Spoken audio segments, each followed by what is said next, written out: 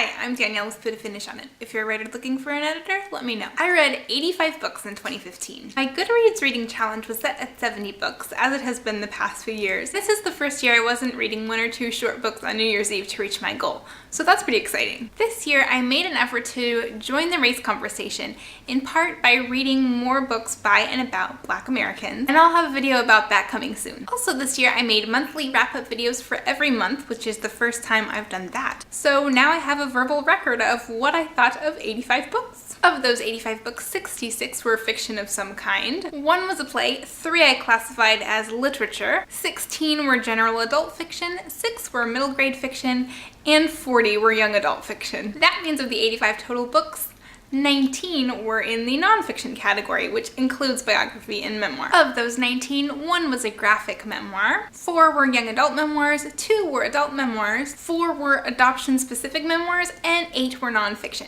I gave 5 books 5 stars, 4 books 1 star, 1 I left unrated, and the rest of course were 2, 3, or 4 stars.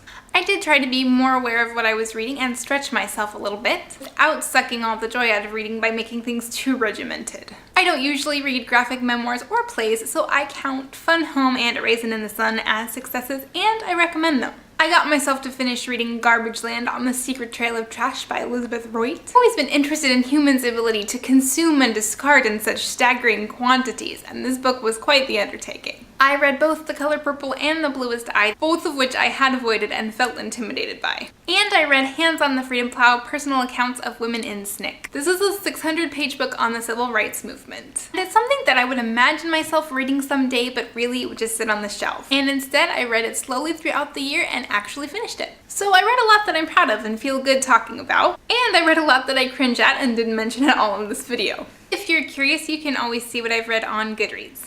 How was your reading journey in 2015?